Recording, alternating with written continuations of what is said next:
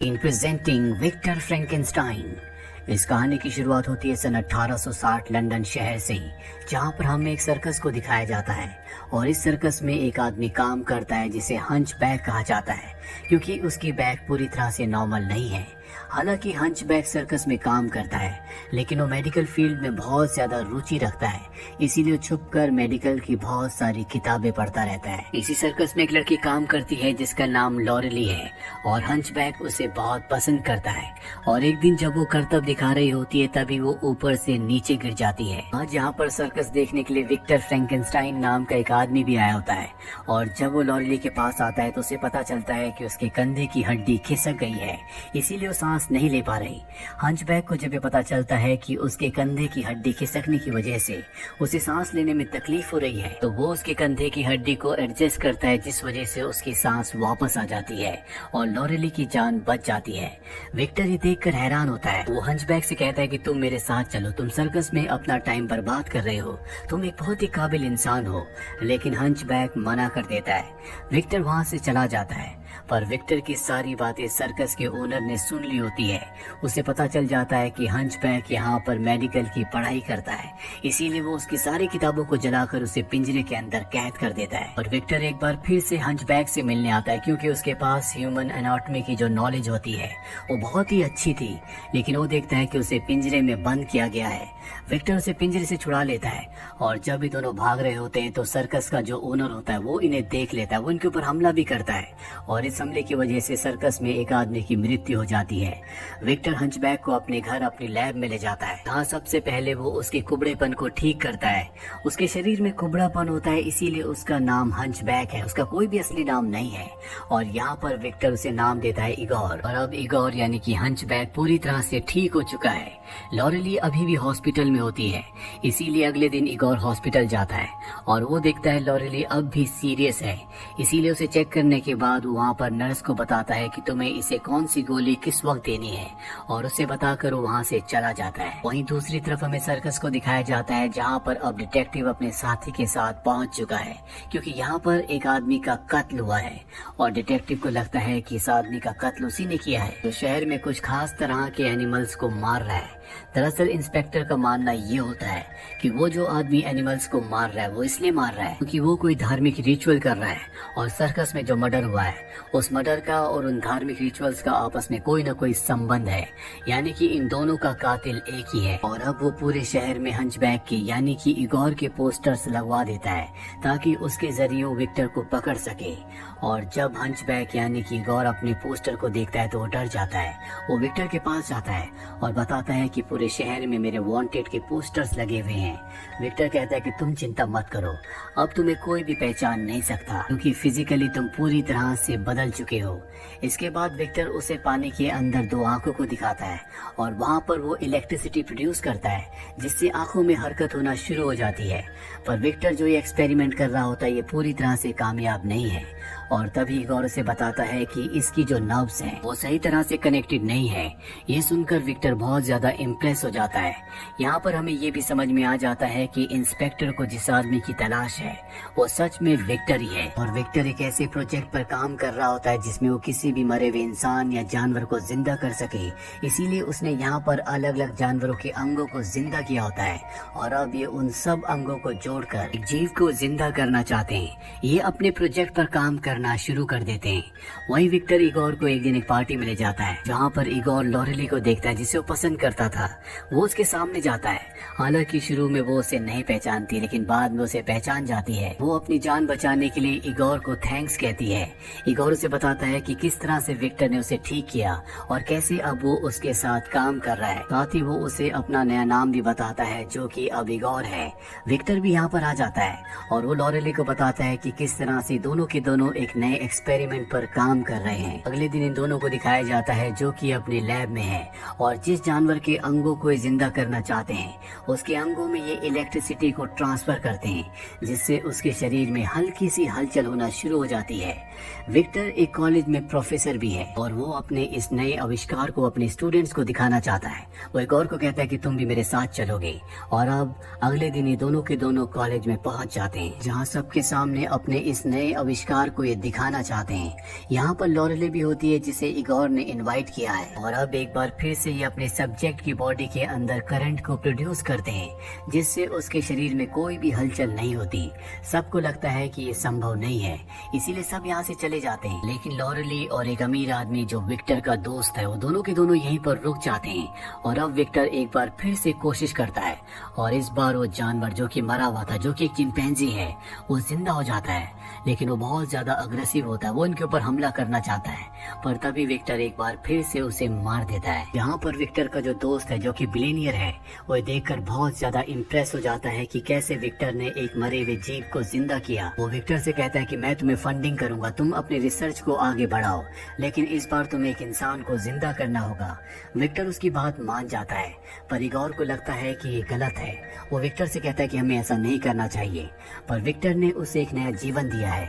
वो जो कि पहले एक हंचबैक था जिसकी बैक पूरी तरह से कर्व थी, विक्टर ने उसे सही किया होता है, इसीलिए विक्टर के कहने पर उसे मानना पड़ता है और अब ये दोनों के दोनों इंसान को जिंदा करने के एक्सपेरिमेंट में लग जाते हैं। अगले दिन विक्टर के घर पर इंस्पेक्टर आता है। सबसे पहले वो इगोर से मिलता है, वो उसे पहचान जाता है लेकिन वो उसे कुछ नहीं कहता। इसके बाद वो विक्टर के पास जाता है और कहता है कल तुमने कॉलेज में एक चिंपैंजी को जिंदा करने की कोशिश की, लेकिन विक्टर कहता है कि ऐसा करना कोई भी अपराध नहीं है, ये विज्ञान है और विज्ञान में एक्सपेरिमेंट्स होते हैं। हालांकि वो उसके घर की तलाशी लेना चाहता है लेकिन तलाशी के लिए उसे वारंट की जरूरत है जो कि इंस्पेक्टर के पास नहीं होता। इंस्पेक्टर एक धार्मिक इंसान है, वो ईश्वर को बहुत मानता है, इसीलिए जाने से पहले वो विक्टर से कहते हैं कि तुम्हें कुदरत के नियमों से छेड़खानी नहीं करनी चाहिए और ये बोलकर इंस्पेक्टर वहाँ से निकल जाता है। अगले दिन विक्टर के पास उसके पिता आते हैं। दरअसल उसके पिता को भी पता चल गया होता है कि विक्टर ने किस तरह का एक्सपेरिमेंट कॉलेज में करने की कोशिश की। इस बात से उन्हें बहुत गुस्सा आता है और वो विक्टर को एक थप्पड़ मारते और कहते हैं कि तुम फ्रैंकेनस्टाइन खानदान पर एक कलंक हो। ये कहकर वो वहाँ से चले जाते हैं। इगोर को ये सब कुछ देखकर बहुत बुरा लगता है क्योंकि विक्टर ही वो इंसान था जिसने उसका बुरे वक्त में साथ दिया था, उसी ने उसे सर्कस के ओनर से छुड़ाया था। वो तय करता है कि वो किसी भी तरह से विक्टर के एक्सपेरिमेंट को अंजाम देगा और अब ये दोनों के दोनों एक्सपेरिमेंट में लग जाते हैं जहाँ पर ये तय करते हैं कि ये एक ऐसे इंसान का शरीर बनाएंगे जिसमें 4 लंग्स और 2 हार्ट होंगे ताकि ऐसे इंसान को बनाने के बाद कभी भी उसे हार्ट की और लंग्स की कोई प्रॉब्लम ना हो। लेकिन इस तरह के शरीर को जिंदा करने के लिए इन्हें बहुत हाई इलेक्ट्रिसिटी की जरूरत है जो धरती पर कहीं भी नहीं पाई जाती। ये तय करते हैं कि जब बादलों में बिजली चमकेगी तब उस इलेक्ट्रिसिटी का यूज करके ये उस इंसान के शरीर को जिंदा करेंगे। यहाँ पर विक्टर के पास एक वॉच भी होती है और उस वॉच को देखकर वो बहुत ज्यादा उदास रहता है। इगोर से पूछता है कि ये वॉच किसकी है। विक्टर बताता है कि मेरे भाई की थी। जब मैं 10 साल का था तो मैं एक बर्फीले तूफान में फंस गया था। मेरे भाई ने मुझे बचाने की कोशिश की, मैं तो बच गया लेकिन मेरे भाई की मृत्यु हो गई। और विक्टर आज भी अपने भाई की मृत्यु का कारण अपने आप को समझता है। अब अगली सुबह दिखाया जाता है जहाँ पर इगोर लॉरेली से मिलने जाता है। दरअसल अब ये दोनों एक दूसरे के बहुत करीब आ गए हैं और जब इगोर लॉरेली के घर से वापस आता है तो वो देखता है कि उनके घर के सामने इंस्पेक्टर है जहाँ पर उनकी लैब है और वो दरवाजा तोड़कर जबरदस्ती अंदर जाना चाहता है जहाँ पर विक्टर है। विक्टर अंदर से दरवाजा नहीं खोल रहा होता। इगोर पीछे के रास्ते से अंदर जाता है। विक्टर वहाँ पर अपनी मशीनों को नष्ट करना चाहता है ताकि वो मशीनें किसी के भी हाथ ना लगे और तभी यहाँ पर इगोर देखता है कि बर्फ में जमी हुई एक लाश है और ये लाश विक्टर के रूममेट की थी जिसका नाम इगोर था और इसी के नाम पर उसने हंचबैक का नाम इगोर रखा था। और अब यहाँ पर इंस्पेक्टर भी आ जाता है जो विक्टर को गन पॉइंट पर ले लेता है, लेकिन अब इन दोनों के बीच में हाथापाई होना शुरू हो जाती है जिस दौरान मशीन के अंदर इंस्पेक्टर का हाथ आ जाता है और मौके का फायदा उठाकर विक्टर और इगोर दोनों के दोनों यहाँ से भाग जाते हैं। विक्टर अपने उसी अमीर दोस्त के पास जाता है जो उसे फंडिंग कर रहा होता है। वो कहता है कि तुम मेरे स्कॉटलैंड वाले किले पर चले जाओ जहाँ पर तुम अपने बचे हुए आविष्कार को पूरा कर सकते हो। वो इगोर को कहता है कि हमें स्कॉटलैंड जाना होगा पर इगोर साफ साफ मना कर देता है क्योंकि अब उसे लगता है कि विक्टर का जो रूममेट था जिसका असली नाम इगोर था उसे और किसी ने नहीं बल्कि विक्टर ने मारा है, इसीलिए वो विक्टर के साथ जाने से मना कर देता है। जिसके बाद विक्टर अकेला स्कॉटलैंड के लिए निकल जाता है। उसके जाने के बाद उसका जो अमीर दोस्त होता है वो इगोर को बताता है कि उसका जो रूममेट था उसे विक्टर ने नहीं मारा था बल्कि उसकी मौत किसी और वजह से हुई थी। और वो ये भी बताता है कि जब विक्टर एक्सपेरिमेंट को पूरा कर देगा तो मैं उसे मार दूंगा ताकि वो आविष्कार मेरे नाम हो जाए। और अब इगोर को सब कुछ पता चल चुका है, इसीलिए वो उसे जिंदा नहीं छोड़ सकता। वो अपने आदमियों से कहता है कि इसे बांधकर पानी में फेंक दो। इगोर को बांधकर पानी में फेंक दिया जाता है, पर किसी तरह से वो अपनी जान बचाकर वहाँ से निकल जाता है। वो सीधा लॉरेली के पास जाता है और उसे बताता है कि मुझे स्कॉटलैंड जाना होगा, विक्टर की जान खतरे में है। लॉरेली कहती है कि मैं भी तुम्हारे साथ आऊंगी। हालांकि वो ऐसा नहीं चाहता, लेकिन जब लॉरेली जिद करती है तो वो कहता है ठीक है, तुम भी मेरे साथ आ सकती हो। वहीं विक्टर को दिखाया जाता है जो स्कॉटलैंड में अपने आविष्कार को कर रहा होता है, जिसमें उसने एक ऐसे शरीर को बना दिया होता है जिसमें 4 लंग्स और 2 हार्ट हैं। अब उसे इस शरीर को जिंदा करने के लिए बहुत ज्यादा इलेक्ट्रिसिटी की जरूरत है, तो बिजली चमकने के बाद ही उसे मिल सकती है। वहीं इगोर को दिखाया जाता है जो लॉरेली के साथ वहाँ पहुंच चुका है। वो लॉरेली से कहते हैं कि तुम्हें यहीं मेरा इंतजार करना होगा, मैं विक्टर के पास जाता हूँ। और वो विक्टर के पास चला जाता है और तभी बाहर इंस्पेक्टर आता है जो लॉरेली को देख लेता है। यहाँ पर इंस्पेक्टर का जो हाथ मशीन के अंदर आ गया था, अब वो हाथ उसने नकली लगा दिया होता है। वहीं अंदर हमें इगोर को दिखाया जाता है जो यहाँ पर सभी लोगों से बचता हुआ विक्टर तक पहुँच जाता है। विक्टर इगोर को देखकर बहुत खुश होता है, वो उसे अपने गले से लगा लेता है। इगोर बताता है कि तुम्हारा दोस्त जो तुम्हें फंडिंग कर रहा है, इस आविष्कार के पूरे होने के बाद वो तुम्हें मार देगा। उसने मुझे भी मारने की कोशिश की थी, लेकिन विक्टर कहता है भले मेरी जान चली जाए, लेकिन आज मैं इस आविष्कार को पूरा कर ही रहूंगा। क्योंकि विक्टर को ऐसा लग रहा होता है कि अगर वो इसे जिंदा कर देगा तो वो अपने भाई को जिंदा कर देगा जिसकी मौत बचपन में उसकी वजह से हुई थी।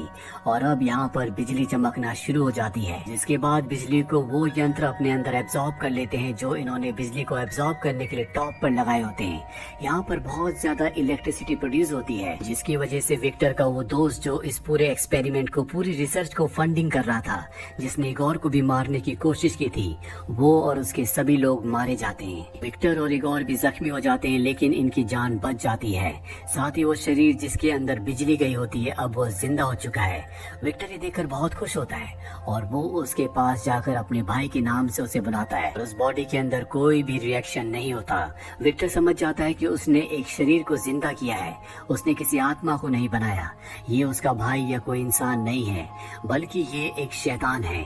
अब यहाँ पर इंस्पेक्टर भी आ जाता है। जब वो शैतान को, उस आदमी को देखता है जिसे विक्टर ने अभी जिंदा किया है, तो वो उस पर गोली चलाता है, जिससे वो पूरी तरह से अपने काबू से बाहर होकर इंस्पेक्टर को मार देता है। ये देखकर इगोर और विक्टर उसके ऊपर हमला कर देते हैं। वो भी उनके ऊपर हमला करता है, लेकिन ये दोनों मिलकर उसे मार देते हैं और इस तरह से ये उस शैतान का अंत कर देते हैं। इगोर इस दौरान बेहोश हो जाता है और जब उसे होश आता है तो देखता है कि विक्टर वहाँ पर नहीं है। और तभी उसके पास लॉरेली आती है। उसे यहाँ पर विक्टर का एक खत मिला होता है, जो खत वो इगोर को देती है, जिसमें इगोर ने लिखा होता है कि मैं यहाँ से अपने आगे के सफर पर जा रहा हूँ।